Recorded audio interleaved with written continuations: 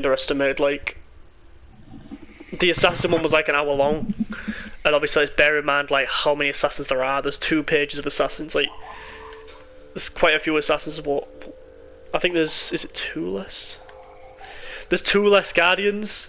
There is the same. So the guardian and the hunter video should be around about the same. The warrior one should be fairly short. The mage one is going to take the piss because that's fucking 3 pages, nearly 4, but 3 full pages of fucking mage. The mage is going to take the longest, but today we're on about the guardians. Ares, number 1. In arena, this dude gets a 9 out of 10 because he's called the arena king for a reason. He dominates arena, that's it, but we're not talking mainly about arena, are we? That's the thing. Ares to me is, I played him to rank 10. I think he's in the best place he's ever been, because his passive is he gets 30 power for each aura thing, which is okay, I guess. Like, well, no, because it's magical in it, so it's on like a tier 1 item. Well, it's in between tier 1 and tier 2 because most things give you between, I think, 20 to 30 power. So basically you get a bit of extra power for all your items. Bearing in mind with him you don't want to be building full aura. Like Gauntlet, that's 30 power, Sovereignty, 30 power. Maybe Witchblade or Wingblade or whatever it is. If that. So his passive's okay, it's one of the worst passives in the game, what people would say. But it works for him because of some of the stuff he builds. Shackles. This is a very strong ability. You can every time you hit a shackle, you can throw another one up to a maximum of 3 times. It's ridiculous. It gets movement speed. It does a lot of damage to gods. Slows them, cripples them, and gives you movement speed. That in itself is useful enough. His bolster defenses used to only give protections, and I think it was CC reduction. It's just crazy now. Like, it gets extra bonuses for how many the shackle bonuses or something daft like that. But they also recently added him, so it now gives him HP 5, like health per second, which 25 to 45 actually isn't that bad. Like, it's quite strong. It's noticeable, which I think personally has put him up quite decent, you know, in support. It's Searing Flesh, you know, that got changed a while ago, where it does like maximum health damage 1%, 3%, 5% on minions, making him like a really strong jungler. Well, not a strong jungler, but a guardian that's fun in the jungle. The damage on it's alright. Immune to knockback. Can't complain. His ultimate is by far one of the best pentakill ults in the game, like, if you're in arena. He jumps up in the air, channels for 2.5 seconds, slams down, all the enemies that are chained are dragged into one area. Combo this with like Kukul, combo it with like what? Heal. You're going to insta kill the team. Really, you are. Ares to me in jungle, I think is good. I think 7. No, 6 in jungle because it's fun. It's not amazing, but it's fun. In solo, 6 because it doesn't output enough damage to box. What would you say in support? I'd still say about 7. It's not my favourite. If you've got someone that works well with you, then about 7. But if you're kind of the only thing going, like down by your carry, then you can go down to as low as 4, I think. Yeah, we'll go for 7 if you're fairly decent. With my average on 6. Artio. Oh boy. Callum was really good with her, and he still is, but he eventually stopped playing her until recently. Started playing her again. So we can start with a passive. Enemy gods hit by Artio's druid or bear. Damage and abilities will begin to decompose. This effect decreases their physical and magical protections. This effect stacks 2% and max stacks 8. So you can essentially lower the fucking protections by fucking, what is it, 16%? So that's in itself good, lowering protections by 16%. Her ultimate, basically, she shifts between a human form and a bear form. Every time she hits at least one god with an ability, she gets 1 stack of invigoration. That increases movement speed and mana fire. That's pretty much what a passive is. Basically just a buff, and she can transform. So she has Energy Surge and Maul Prayer. So Energy Surge is very close blast attack, which will heal a decent amount. It gives you like a decent heal. It's a team heal. It's a team heal as well. The bear form slashes twice. The bear form don't really do anything, it just does damage. It doesn't have any added bonus. Like the druid, I'd say her druid form is more support than a bear form. I think a bear form's more aggressive. Like, because you get a heal off that, and whereas the bear form only does damage, which again it's good damage. Then you get the Entangling Vines and the Ferocious Roar. This ability pisses so many people off when Callum plays her. A thick vines around her which cripples gods and decreases their magical and physical power as long as they're in the area. This is easy, especially considering the fact she can move quite quick, especially you can have this active while she's there. So this is... Yeah, it's ridiculous. The duration lasts for 6 seconds at max rank. The power debuff is 25% at max rank. That's crazy. Then there's in the bear form, she roars, which is basically a 1 to 1.4 second stun and a buff up to 30 protections. Something very simple, something very useful in a fight. The stun's not amazing, but trust me, it can save you and it can also get you the kill you need. Life tap and heavy charge. She does like a channel ability and she drains life, dealing damage, heals herself. It slows enemies, and if an enemy's hit by all 5 ticks, it'll root them for a second.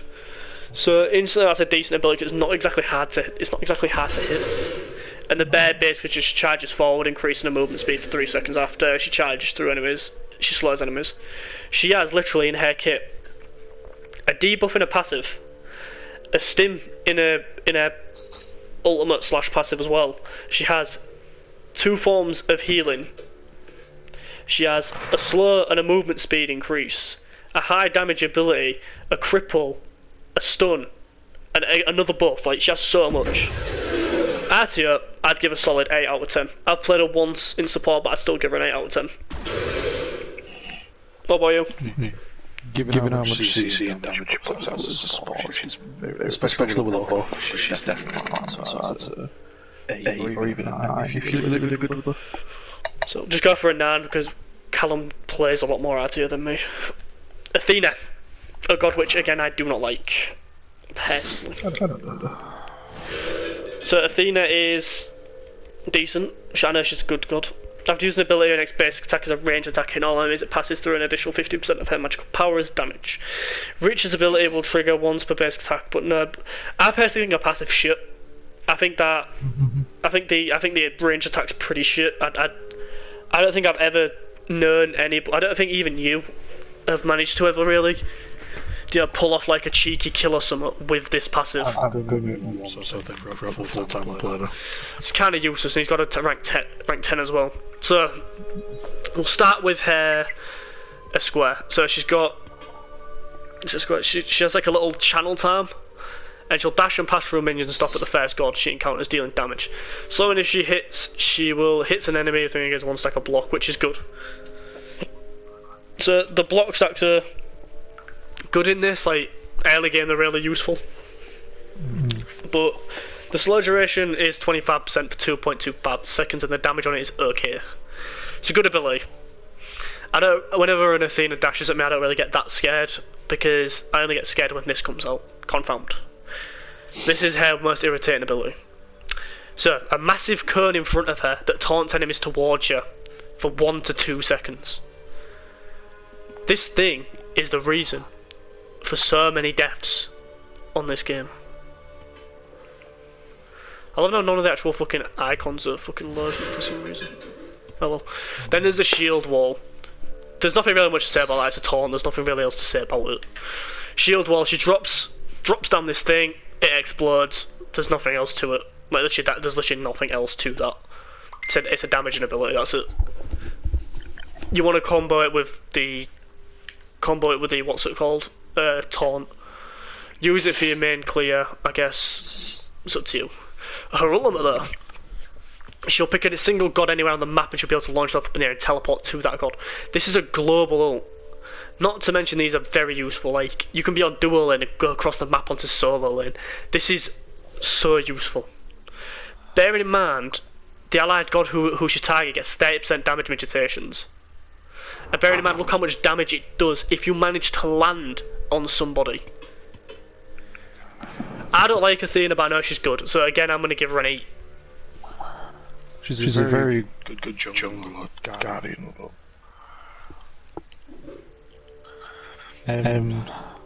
The only thing with Athena is be careful early game because you do not have as much protection as it feels.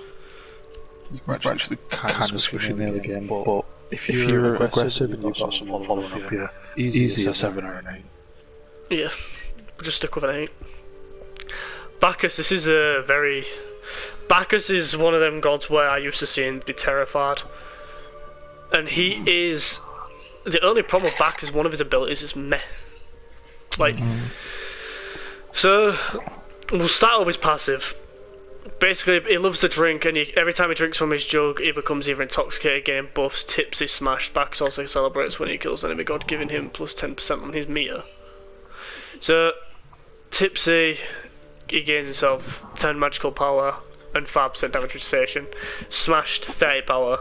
So he basically gets smashed, he gets 30 power for free and 10% damage mitigation, which is quite strong. So his chug basically is just takes a drink from his buff, giving him the buffs.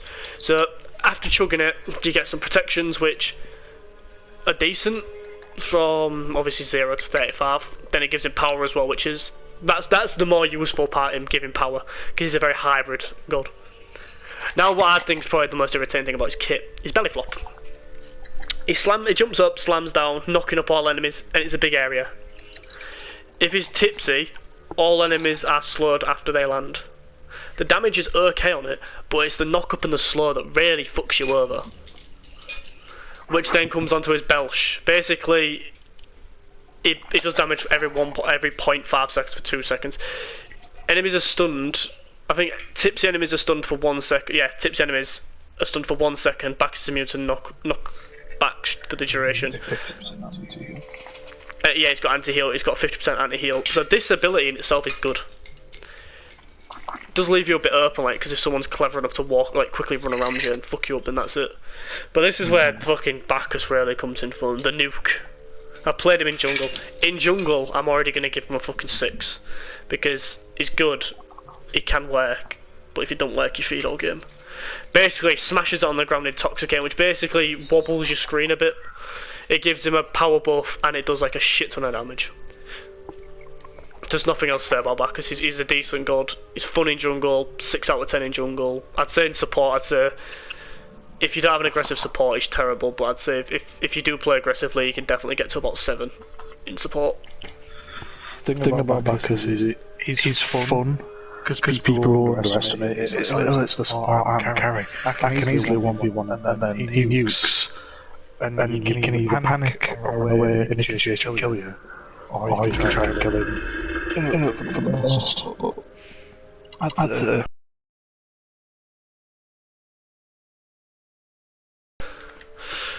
Cabrakan. Where do we start with this bad boy? It's called Cabrakan for a reason. So, his passive in itself is decent. Cabrakan in nearby has like 5% reduced on it, so basically it's 5% damage mitigation, I think. That's what it is. Yeah. The range is decent on it. That's quite useful, just 5% no matter what. As long as you stood near him, it doesn't matter. This god is good in support, but he's also terrible in support. He will either feed or carry. So, we'll start with it. It was one of the worst gods on the list. We'll start with Seismic Crush, basically giving him a massive attack speed boost and movement speed increase. And doing crazy ass damage, as you can see. A 1 second stun as well. So, use this, you chase someone down, you attack a lot quicker, and you're going to bop them on the head, dealing a ton of damage, and then stunning them. Which will then let you carry on for your Refraction Shield. Basically, every time it takes damage, your shield will store the energy. Once it's at full, and you use this ability, it'll do a Concussive Blast, damaging them, and if you've got a maximum number of stacks, it'll also stun them. Gives protections. Obviously the stun gets increased and the damage is pretty crazy on it as well. This ability is probably his worst in his, I'd say worst in his kit. Because all it really is a damage and a protection stat, like, you don't get the stun unless you got the max stacks. Tremors. You look at her, 22 to 62 damage, 30%, terrible. This ability is overpowered. If people are stupid, it is one of the most fun abilities in the game. It drags them towards him, and it can be channeled for a maximum of 10 seconds. You can sit there slamming and insta-kill someone at level 1. That's it, there's nothing else to say. Basically, if you what you want to do is seismic crush somebody, then refractor shield them, ult them, and then just tremors. You ult, you stomp on the ground and a wall comes up. It takes 3 hits to destroy each wall unless you Kabrak, and it can hit it with, it can destroy with a single. The damage on it looks very shit. 150 to 550, 70%, but this thing hits hard.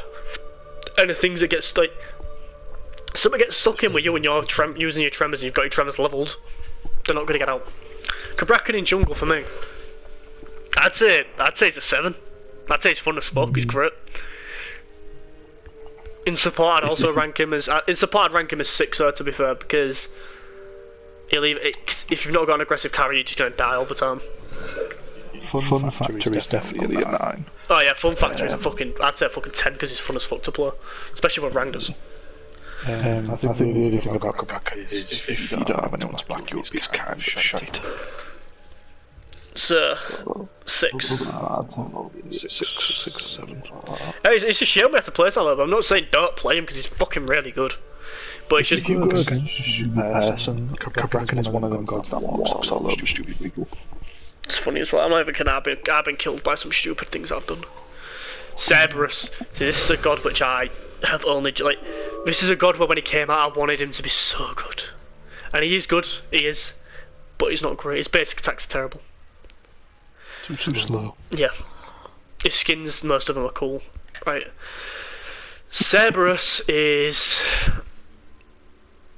strong in a lot of situations. Basically, anytime an enemy god heals, the healing is reduced by 20%, and he gets 50% of the actual heal. He reduces all types of heal and steals from. He steals all types of heal except HP 5. The amount stolen is like HP stolen is based off effects, does not include any increase or reduction apply. Right, so basically, he just takes 50% of their heal. He has anti-heal built into his passive, so if I stand near him, they have reduced 20%, and he receives 50% of the heal anyway.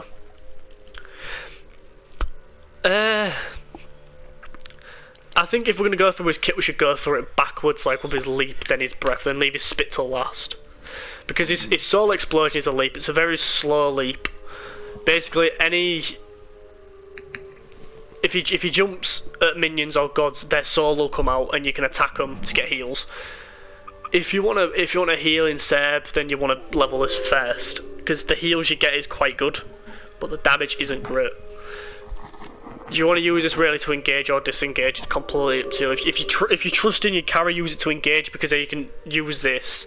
Any damage that you take after the leap, you'll be able to restore pretty much fully after you eat the souls. Ghastly Breath. It reduces protections, slows per tick, deals a decent amount of damage, the range is good, it instantly stacks your heads. You can't really complain about that. It's only really there for a slow, it's really really there for clear. The thing is, he has a passive where he's going to activate his heads. Each basic gives him 1 stack and he needs 3 stacks. Paralysing Spit deals... It's terrible unless you've got all 3 stacks. Yes, his heads. You have to hit a basic with each head. You can't just basic stop. Yeah, or you can activate a Ghastly Breath and instantly stack it. Basically, if you hit... You get 3 projectiles, each deal 20% less than the other one. But if you hit an enemy with all 4 of like the venom things, it will stun them, and it stuns them for 1.8 seconds. It's max rank. The trick with Cerberus is to jump in.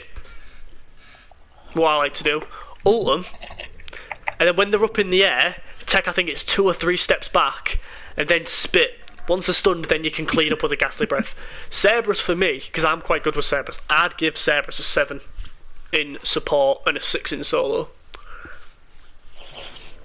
Personally, it's not my favourite. I know he can be good in the right hands, but personally I'd give him about a 5. Yeah, you're not a big fan of him. You might pick him up like once you start playing him again, because you'll be playing into him rank 10. Cthulhu. Where the fuck do we start on him? So, Cthulhu breaks down the mental fortitude of enemy gods, applying stacks of torment with abilities and final hit on his basic attack. Reaching 4 stacks, enemies afflicted by insanity. Additionally, Cthulhu gains magical power, pair nearby god with insanity. Okay, so his passive's basically any insane god that's near him gives him power, which is okay. It's not an amazing passive, but it's not terrible. But his kit, Sanity Break, so it's splash damage in front of him, dealing, as you can tell, quite some decent damage. It's on quite a low cooldown, 10 seconds.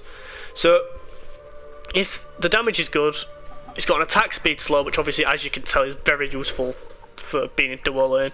The fear is 1.5. If you manage to get the fear off, you can practically guarantee a kill. And it gives him damage and meditation or something. Pair, I think it's pair his stacks on his stacks on his prey on fear. It's a good passive. I mean, it's a good ability. Does damage, fears at thingy, lowers attack speed. Good for clear as well. The Maya. This is a good ability. The range is huge. The damage on it's okay. However, it takes a long time to channel. Just gonna go fill the bottle up. No worries. This, it basically leaves like a massive corrupted area that you've got to, that slows enemies. It's like a slow field. It drops down one thing slow and drops down another one, which roots. The damage is alright, slows 10% and the corruption slows 35%, and it will 1 second. My duration 3 seconds after ability, cancel / end. So this stays around for quite a while. This is like a 5-second ability, this, like, 'cause it takes like 3 seconds to channel. It lasts a long time. Really good for clearing waves because you can cast it from quite far back. And obviously once you've cast it, you can literally just run away. Because you keep your hand up and it drops the second one down. As long as you don't cancel it, it should be alright. It don't matter what range you're in. You can drop it and then move back, and no matter what, the thing's still going to drop in the same area. He's Russian Terror. It's kind of hard to explain as well because his ult changes all of his abilities. His Russian Terror is basically dash. He gets two things. He gets 2 extra projectiles on his side, which stuns and knocks away enemies. The projectile that follows is slightly slower pace, which has fair damage enemies as well. Enemies hit by the Cthulhu or the projectile get 1 stack of torment. For a dash, this deals a decent amount of damage. The projectile damage also deals quite a bit, and the stun duration is 0.4 seconds, which is practically useless. But it's really only used for engaging or disengaging. There's not really that much you can do about this. It's a good ability. The cooldown's a bit longer, so you got to use it wisely. Then there's his ultimate, which basically changes all of his shit. I'm not too sure what the purple writing means, but it does something. Because it changes all of his abilities. So, basically, that's the transform damage, which is quite high. He blasts up, transforms. He's got a massive debuff radius, and it lasts from 10 seconds to 14 seconds. He gets 30% max health, and all of his abilities change. Yep, Cthulhu reveals his true form as he plunges the battlefield. It's caught in nearby damage. In this form, he gets increased health, immune to CC, and gains access to new abilities. Enemies near Cthulhu gain stacks of torment, increasing in pace if they are facing him. Enemies also suffer the debuff effects of Sanity Break, causing them to deal less damage to Cthulhu. Basically, he becomes an absolute monster. So Sanity Break, the square ability, then becomes a slash ability. That's only there for damage. It costs no mana, it's just there to slash. The Maya becomes an ability where he throws it and it knocks him up. And his Circle becomes an ability where he takes his own health, blasts out damage, and he heals allies around him. Cthulhu's ult is insanely strong. Cthulhu for me in solo lane is a 9 out of 10. Cthulhu in jungle is a 6 out of 10. Cthulhu support I'd say is a 7 or 8. It's a 7. I'd say probably 7 or 8. Because he's just crazy. Fafnir. Fafnir. 2 bonus gold from all enemies killed, and assists including minions. Fafnir also gains bonus protections based on the amount of gold he has currently holding. The bonuses are capped at 1,000. So I think at 1,000 gold he gets 25 magical and physical protections. If you think about it, it's not bad, because you're always getting gold. So I'll explain his ult first, because I can go through all the stuff that his other stuff does. Basically, his ult is, it transforms into a dragon, and when he emerges he regains his mana nearby enemies become poisoned, taking damage 3 times over 3 seconds. He remains in this form for the duration, or until the ability is activated again. As a dragon, his abilities have additional effects. His basic attack changes to Dragon Breath, which deals tick damage like Jormungand does, which is crazy strong. Breath cannot proc item effects. So, the Dragon Breath damage 20 plus 10% of your power. This thing can hit for like fucking 100 damage a tick if you're building full damage. It's absolutely insane. So, when he's in his dwarf form, he does a leap, and he can leap very far. He disarms enemies for 2 seconds in front of him. It's an okay ability, it's nothing great, but yada yada yada. When he's a dragon, he leaps miles further. It deals increased damage that ticks 3 times over 3 seconds, and Fafnir stuns a god closest to him for 2 seconds, in addition to disarming. So the dragon damage per tick on that is insane. The damage on it normally is actually decent anyway. Coerce. Fafnir coerces allies to find harder, boost attack speed for 5 seconds and heal himself. Or coerce acts as Fafnir deals bonus magic damage whenever the affected ally damages an enemy. In dragon form, basically, it's a larger area of effect and can buff multiple allies. So there's not really change. When he's in his dwarf form, he can buff one person. When he's in his dragon form, he can buff multiple. Attack speed, bonus damage, self-heal. The self-heal's not very good, to be fair. 50 up to 130, 30% of your magical power. It's not bad. Bonus damage is useful. The attack speed buff is very fucking useful, especially if you're playing someone like Heimdall. One of the best buffs in the game, I'd say. And then Care's Strength, this is one you like. He lobs his hammer, basically dealing damage. It's passive. If it hits a god, the hammer stops and stuns them. The stunned god also radiates out a Care's pulse, showing them to nearby enemies for 20%, by 20% for 3 seconds. In dragon form, his ability is increased damage that ticks over 3 times. The Care's pulse shreds protections in addition to slowing. So it does the base damage, as you can see, the dragon damage, and it also debuffs the protections while he's a dragon by 20%. This dude is all about debuffing and buffing. And he's good. Fafnir, as a support, is one of the best supports in the game. I'd personally give him a 9. He does everything well. The fun thing about Fafnir is people underestimate him. When he dragons, the amount of damage he can put out to the point where you cannot move is insane. So 8 or 9, definitely. You don't have to have a carry with you to pick up with Fafnir. Ganesha. Ganesha. This is Callum's most recent rank 10. This is a god which I'm not going to give him a very fucking high score because I personally don't like Ganesha. So his passive, for me personally, I think is pretty bad.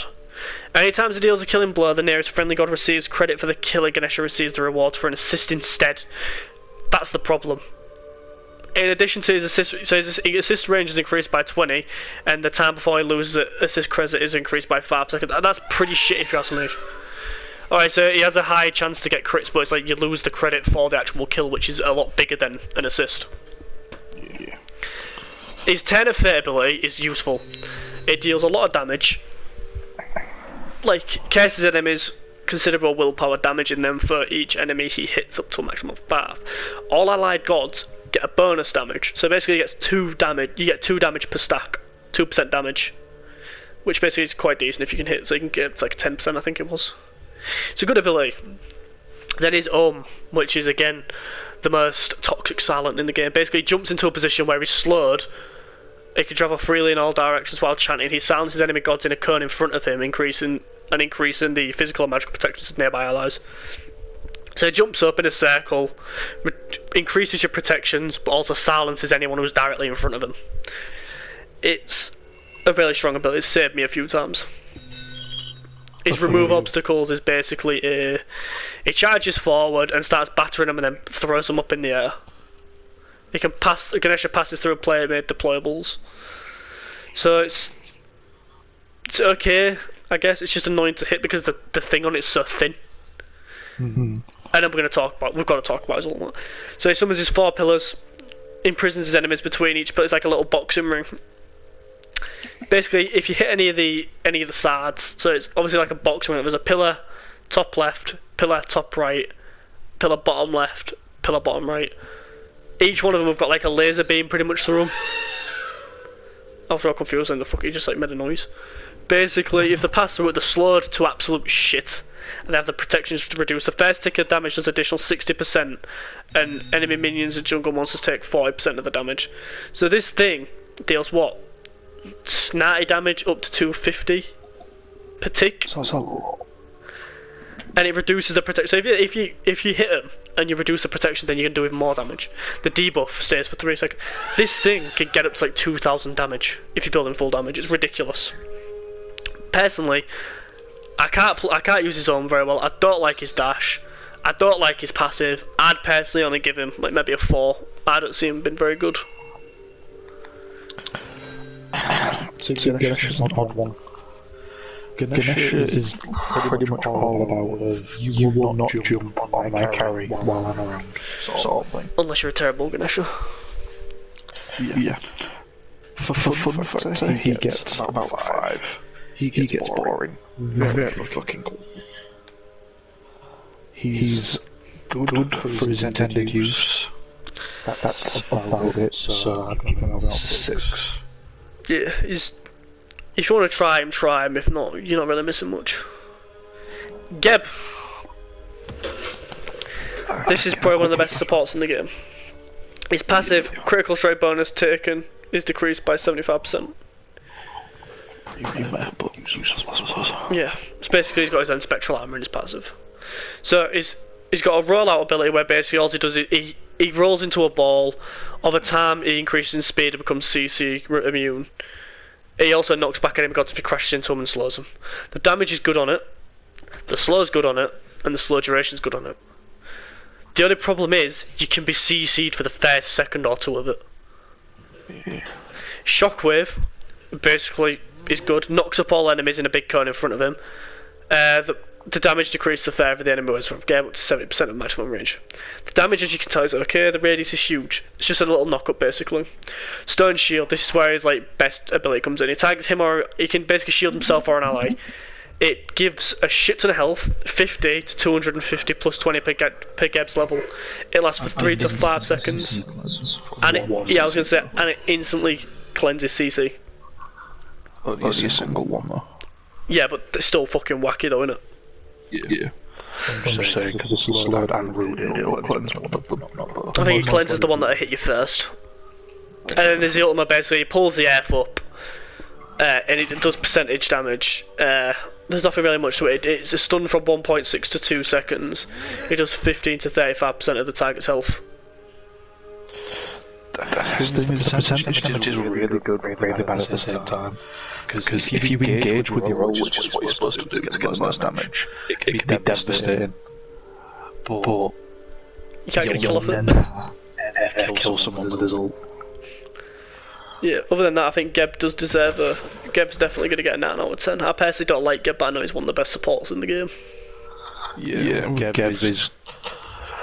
Excellent mobility, excellent CC, excellent save potential, so a 9 out of 10 definitely. Jormungandr, one of my favourite gods I'm ranked 10. One of the best solo laners in the game, I don't care. Big cuddly snake!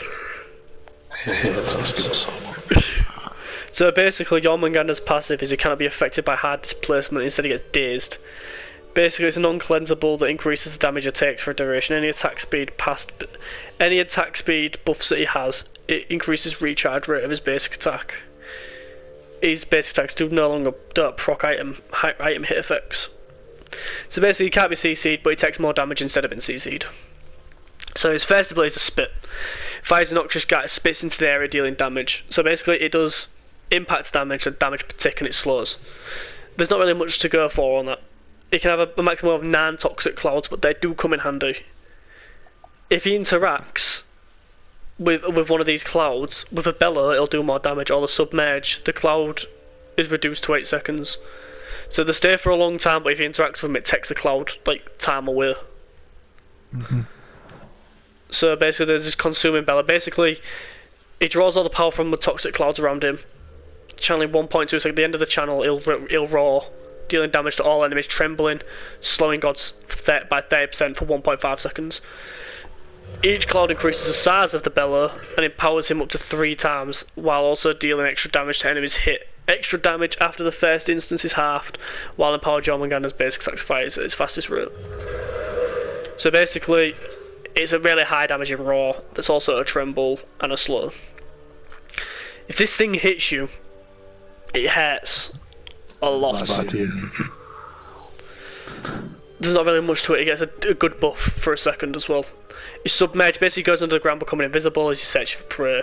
He moves faster and basically can sense enemies like in a large radius. If you shoot up, it's a knock up, and it does damage. If you emerge through a cloud, it creates 2 extra ones. So basically, you can spit, go under the ground, pop up underneath one, and then roar, and then you get 3.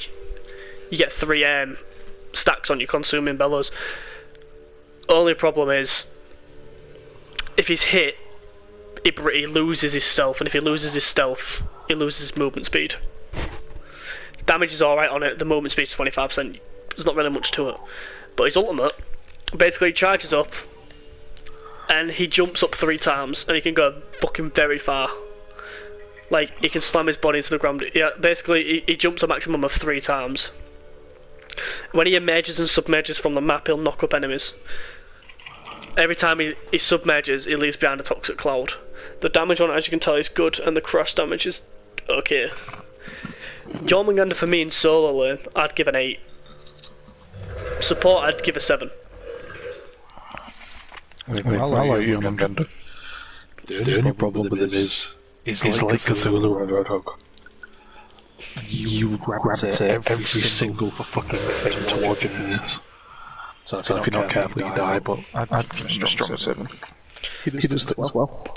7 in support, 8 in solo. Khepri. I don't mind Khepri.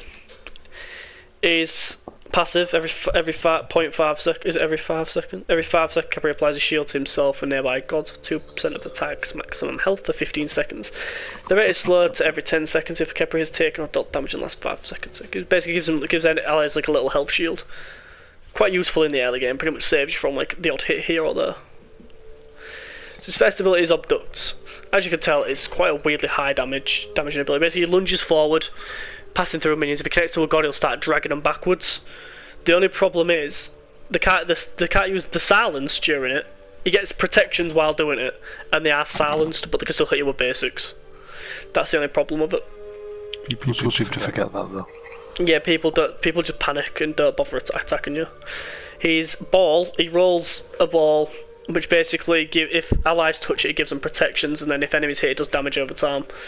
The damage meditation's good, the protection debuff's good, the damage is okay. He's one of your pure support, so he's got his solar flare. Basically, he does a target area, does some damage, and roots them up to 1.9 seconds. Khepri don't really need he don't really need explaining that much. Khepri, he's like abduct, drag, silences them, increase your protections, roots them. His ultimate, however, is one of the only ones which not only does it immediately cleanse them of all cloud control effects, grants them movement speed, immunity to slow, and if the marked ally was going to die, it will resurrect them with a percentage of their health at Khepri's location. However, execute enemy allies cannot be revived.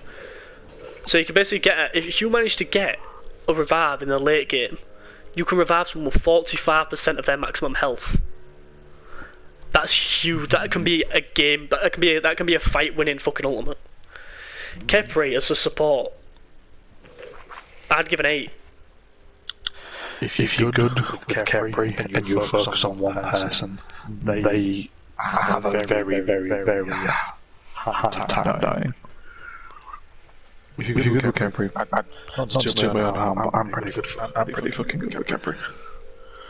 So for support, easily an 8 or 9 is a pure support. Don't do much damage, but you can still get the odd kill now and then. Kumbhakana. This is another god which basically I'm not going to give him a high rank because I don't think he's very good, he's just more annoying if anything. So he's passive, he does not die when he reaches 0 health, instead he falls asleep, he'll awaken after 8 seconds at 25% health and mana. Unless hit with 6 basic attacks, plus 1 every 5 levels. While sleeping, this passive has a 240 second cooldown. This thing has a 4-minute cooldown. His passive is terrible. It's not. It's not in the early game, it can be useful. It's alright if people body block for you, but when does anyone body block for us these days? His square is basically, he belly bounces Just it deals damage. That's it. Basically, all it is he deals damage if it hits a god. It can if he belly rams a minion, he'll send them flying, which deals bonus damage. That deals extra damage than what actually hitting a god would. Personally, I think it's a pretty boring, crappy ability. Groggy Strike, which is another ability which I don't like. It lifts up his weapon, slams down, it damages all the enemies in front of him and then roots them. The damage on it is okay. Yeah, alright, everyone can argue, oh yeah, but the root's 2 seconds. But it does also take like 2 seconds to channel. His yawn's where he's most irritating. It lets out a yawn, which is a mez for all enemies in range. If awakened early, enemies have their attack speed and movement speed slowed. Kumbhakana may use this ability while asleep. So their attack speed goes down from 30 to 50%, the slow duration from 1 to 2, mage duration 1 to 3, and the slow is 40%. This is his most irritating ability by far. And then his ultimate again is another ability which I personally don't like. He moves forward, stopping the first enemy god he encounters. His CC immunity while he's doing the dash. He lobs up a god doing damage, and then they come back down. They're knocked up for I think it's 2.2 seconds. And then they come down and deal bonus damage. Basically, it's a high damaging ult, but you can only target one person, and it doesn't really do anything beyond that.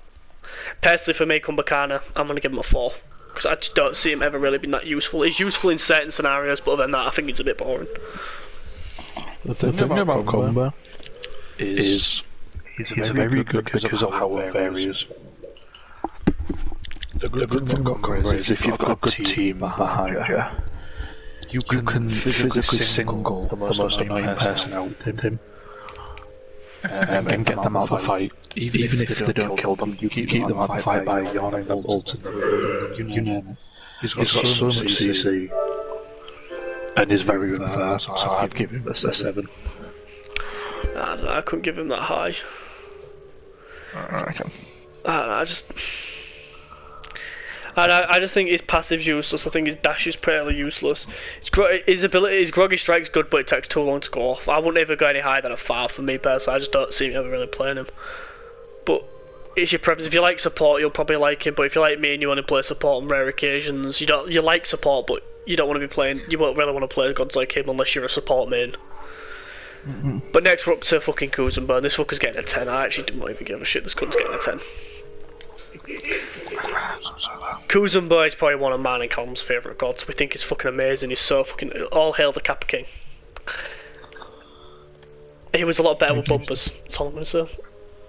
Yeah, I used to despise him when I played him all. When you actually look at how much damage and how tanky he is in his base kit. So, but we'll talk about his water ball first. So every time he takes damage over 2% of his maximum health, pre-meditation, he's granted a stack of damage meditation as his head fills with water, max 10 stacks, lasts 30 seconds. So it now lasts 30 seconds, refresh when he gains another. If he's knocked up, grabbed, pulled, or banished, otherwise disrupted, the ball half as it stacks. So he gets 1.5% per 2% of maximum health. He can get 15% meditation by getting this max stacked, which is really fucking easy to get stacked. That's it. It's like 15% meditation in the early game. It's ridiculous. Then he's got Nene Kappa. Basically, he throws the Nene Kappa, it can ricochet off walls. Its health is pretty weak, but then it gets 20% of your health. It's a slow and it deals quite a lot of damage, surprisingly. It's a pet, so it can also tank towers. Very useful ability. Very useful ability indeed. Shell Spikes, this is another ability which is very strong, which is very underrated. Basically, he extends the shells. While activated, every time he takes damage, the cooldown on his Kappa and his Sumo Slam is reduced. Cruiser may activate this ability even while under the effects of crowd. If you're stunned, you can activate this as a defense. So it does up to 30% damage back on him, and it cooldowns 0.5 to 1.3 seconds, which is again amazing. Sumo Slam, damage per hit. See, this is the one that people don't understand. Basically, charges forward immune to slows, damaging enemy minions and silencing. Using immense strength, he can push the first enemy god who hits along with him. Each subsequent enemy he hits deal damage to both the enemy and the god that Kuzuma is pushing. Colliding with a wall will also deal damage to the pushed god. Push targets can hit a maximum of 3 times. If you manage to push somebody through a wave of minions at level 1, you will almost insta-kill them. It's very scary. Quite easy to miss though. Indeed. Then his ultimate. Basically pulls himself under, jumps down, starts spinning. It increases movement speed, renders immune to CC, and it allows him to move freely in all directions for 2.1 seconds. After damage after the first spin is reduced by 50%. So the first hit is very high damage. Then after that it hits a bit weaker, but it's only there for like the 3 or 4 consecutive knockups that it can do. Kuzumba for me, if I am going to give him like a real rate, in jungle I do like him, I'd give him a 5. He can be blurred. In solo I'd give him a 5. But a good Kuzumba, I'd definitely give an 8 in support. Kuzumba is about tanking and annoying the fuck out. The thing is, Kuzumba, you cannot leave him alone. You have to focus him down, because if you don't, he will make a team fight 100% harder than it needs to be. Just pushing people about, reflected damage, lopping a near, knocking up. Yeah, you cannot leave him alone. So for that reason, easily an 8 or an 9 if you know how to play him right. Next one's Surbek. So this dude would have actually got a 10 off me before he got nerfed. So basically, his basic attacking abilities... You what? Blaming con. Yeah. Surbek's basic attacks and abilities are hit an enemy god granting protections for a short time. So he gets 4 protections plus 3 per level, maximum of 3 stacks. So at level 1, he can basically get... You can get 4, 8, 12 plus... So you can get 15% protections at level 1. So basically, his first ability is Charge Prey. Dashes forward. If Surbek hits an enemy, he does damage and he throws them back. He's immune to knockups while dashing. This is one of the best CC abilities. However, it can hit minions. So this is the problem with it, can throw back minions. So if enemies are playing inside minions, there's no point in using this ability. I have used that to my advantage on quite a few occasions with CC immunity. Yeah, you can use it for like you don't really get CC immunity, you just get immune to knockups. No, you get CC immunity when you collab with someone. Yeah, when you collab with someone you get the CC immunity. Its Tail Whip again is an ability which is good. It spins around, it knocks enemies back and does damage. The damage is quite high on it, it's a good ability. Then he's got a Sickening Strike, which basically throws out axes in front of him in a cone. It's an anti-heal, and it heals for each enemy up to 3 times. If you hit all 3, you can get a mad heal on it, and it heals by 50% and the damage on it is good. It's a heal, an anti-heal, and a high damaging ability all in one. And then his ultimate. He jumps into the ground, 20% protections, regenerates a maximum of 50% of his mana. He leaves like a massive swamp area around him, which slows enemies. It is basically a weaker version of Yimia's ult, but it can move and still slow enemies. He jumps out, dealing damage. Obviously, if you cancel it early, the damage is reduced. 300 up to 900 plus 80% of your magical power. It stays down for... Oh no, you get 10% per second. So yeah, you get a maximum of 50% fucking mana regen. Surbek for me in solo. 7. I played him in jungle. I've actually done a video of Surbek in jungle. 6. Support, I'd say a 9. I mean there's that video where I carried a game and was 22 and something. Yeah.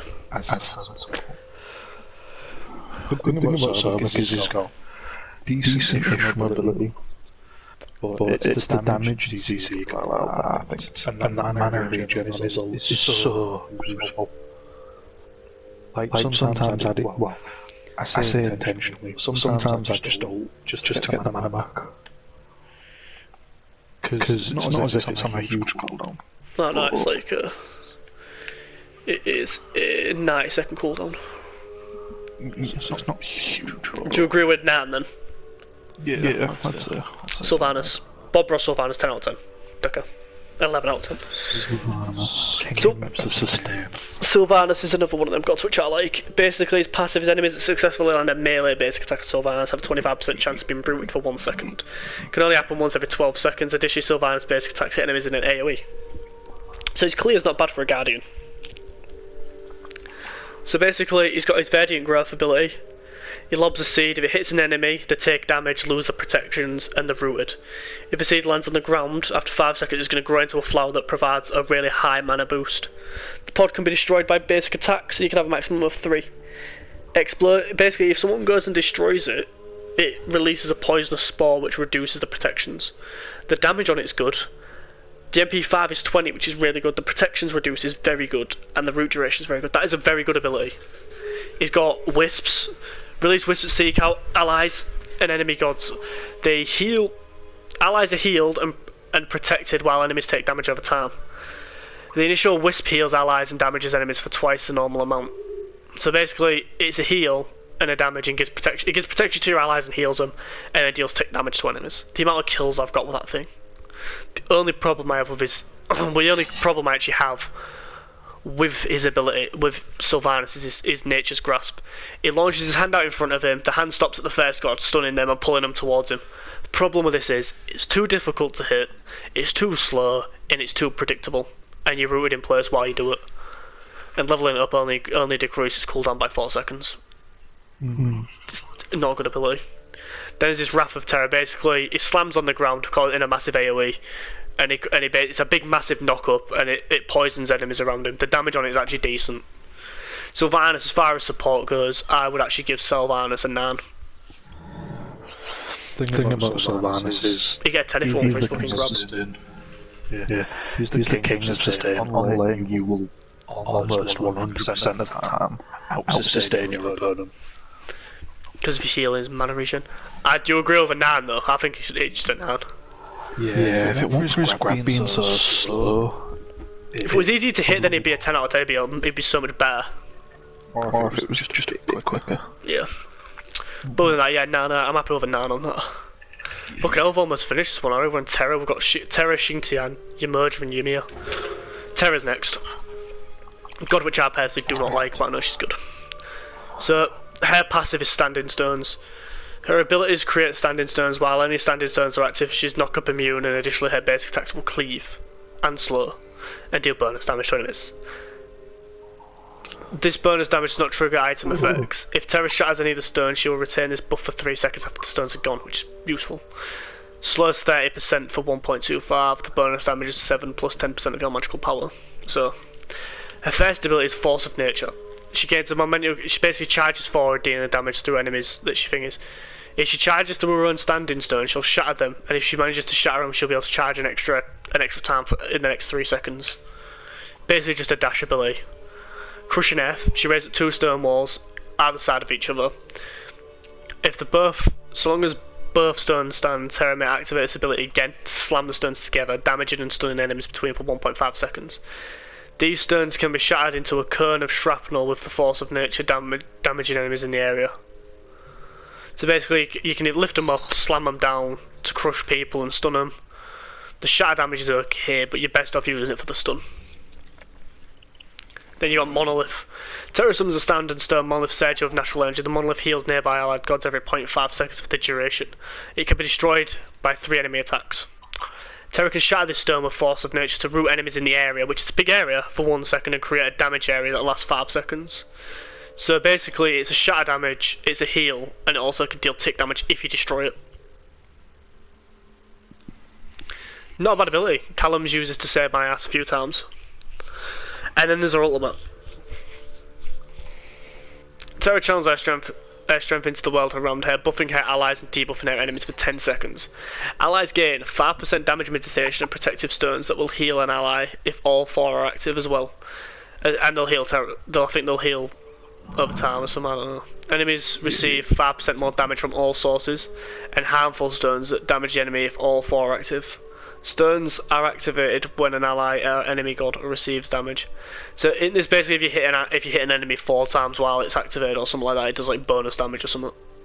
Yeah, 4 instances of damage. It doesn't matter if it's 1 damage or a million. Basically, this thing gives you like a huge protection buff, a heal, and it also is insanely strong against enemies. Terra, I don't like Terra, but as a support, I'd give her an 8. She's hard to work. I hated Terra until I figured out how to use her. The second I figured out how to use her, I loved her.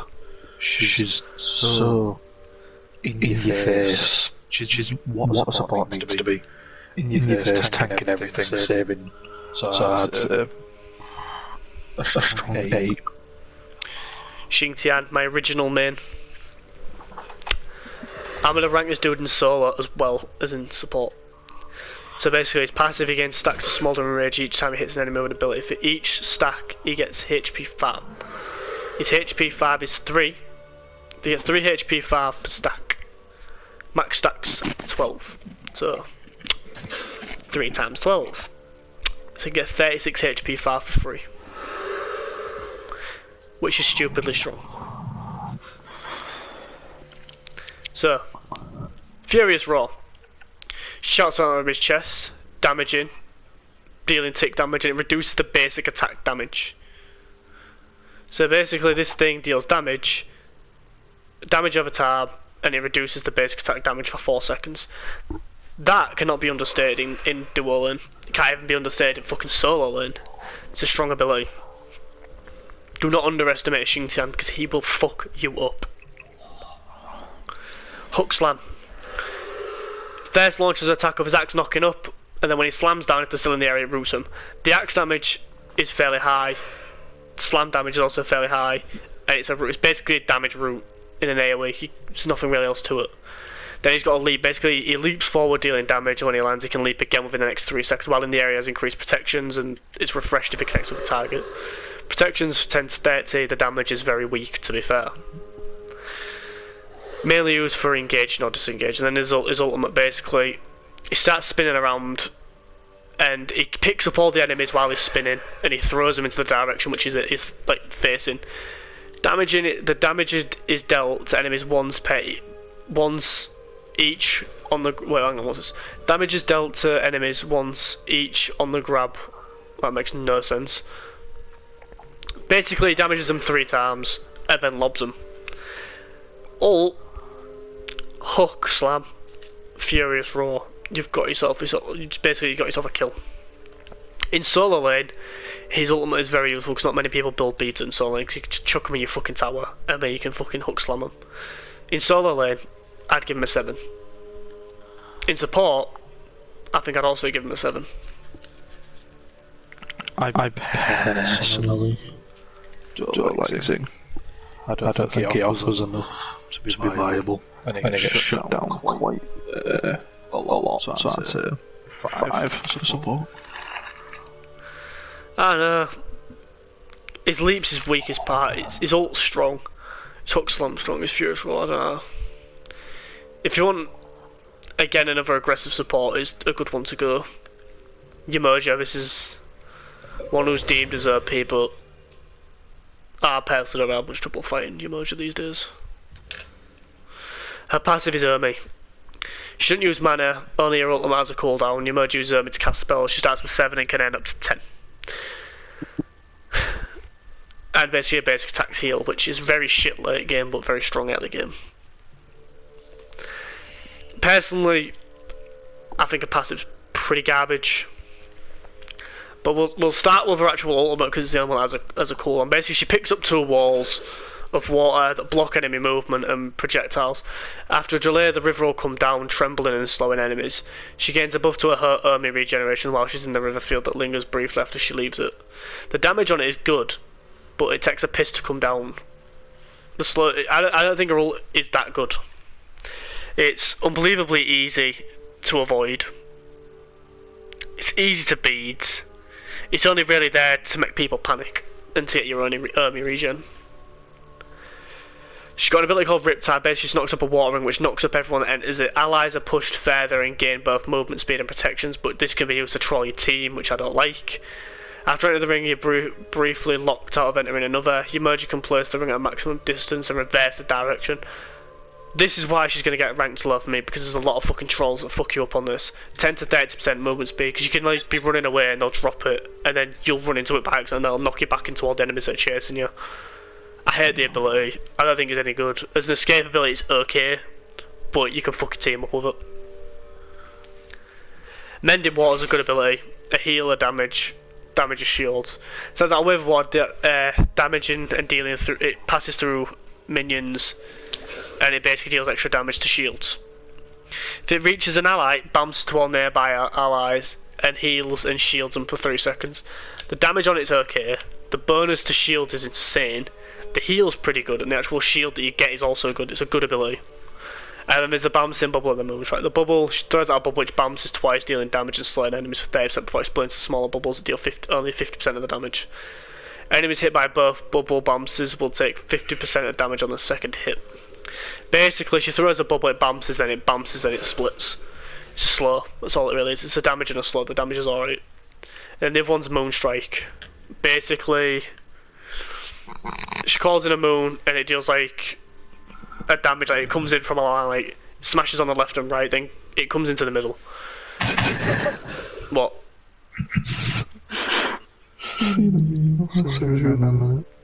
Basically, if you are in the middle of this, you're stunned. And it stuns enemy structures, which is useful-ish, but you only really stun them for a split second. Moonstrike's no ability. Personally, Yamurja, I think she's an okay support. I'd give her a 7. I don't think she's as OP as everyone says she is. I think she's quite easy to shut down. She's quite easy to take out. Not many people know actually how to play her, so I don't think she's that good. I think I'd give her a 7. I like Yamurja. The thing about her is how spammy she is. She just ability after ability after ability. Her heal, I think, is probably the best team heal in the game. Huddle, while easy to avoid, does make people panic for some reason. Overall, I'd give her an 8. Yeah, I'd stick with 7. Hang on a minute, let me just see what...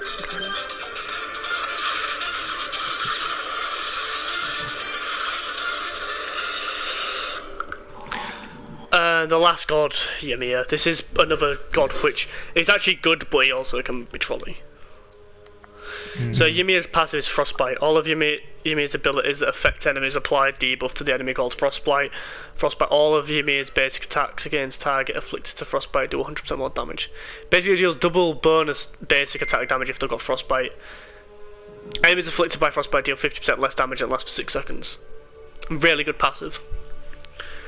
Start of his ice wall. Basically, he summons a wall out of the ground which blocks player movement that can also be summoned from walls.